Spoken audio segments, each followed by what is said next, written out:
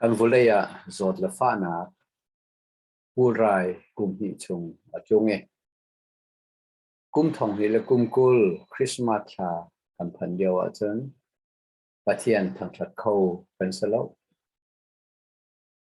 Xmas sing song service jong tua kho salo Xmas carol jong va kho salo chu ti ka chun online tu in Giêsu Christ thong tha Giêsu Christ a chua lom na kha kan rak tua Xmas sing song service jong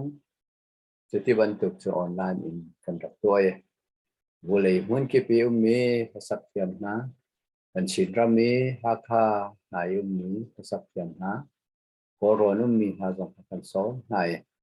จะที่จนคริสต์มาสสิ่งสองสาบิสองค่ากันครีฟาบู CBMC นี่กันรับตัวประเทศนี้กุมที่ช่วงลำกันฟวย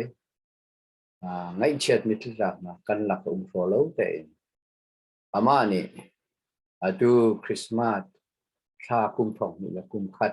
น่าจะดำเต็นกันพันแต่เรื่องที่คริสต์มาสจะทุ่มเดือนกันปีนี้ชาคาเสียงและจุดจะจนคริสต์มาสล้มหนักซาดิงะอิเรดีดิ่งินประเทียนเบียกับบันเดลัยกันบ่อยไปยิสุเปียชวนนักของBible thiam của vấn đề ta lại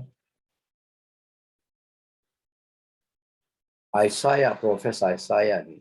rak chim chung dia angan pasari kami dia itihin ate atu chu boy pa sim ni he chun na an pek la fa boy liu mi pakhat au mi pha pa hin lai amina Emmanuel sak asla ngak du thiang ni pha poi lai pha pa hin lai amina Emmanuel Pathian kan sinau tin min sak asla ti kha Professor Isaiah mangin Pathian ni bia rak sun chang mi se atak takin kamboi pa Jesu Christ tu he Bethlehem cho in a chua na chan kha a hong phan chang e ani chu anu pum chunga lung lo to ka cho cho ma liu su ai ngai tu dei cha tia vulei chungi visual field te kham dinga kham nak sa dinga Bethlehem cho in aniam dik ni thimin vulaya ban cho ai ngai tu ve ni pum chunga cho cho ma liu sem Juban tukin kan boy pa Jesu pe acho anak pin nang malaki ma kham tu acho anak pin kha atu cho kan ni cho dong ding in hinlung in ka ong se kan thinlung kha boy pa cha sar sian sala kan thinlung cho aniam bik cho in ban tu ka chia sala chete chun van boy Messiah Pathian fa pa chu chok ding in tim tu an ha si Mai atu aralai mi zarpani chu CBMC prefabu ni singsong service tuading kana team Christmas singsong service tuading kana team di Christmas singsong service e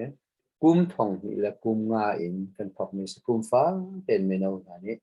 akan shua e singsong service kan tu mi se CBMC prefabu cha chun key program chu asung lo tuk mi se kan di lakte ne itel kho jom na salo ki program cha hin tha cham cheu na se Pathian ni dam ten zot la fa chung kan kham salo i Christmas song song sa bit lung lo ten mang tin ha si boy criminal som na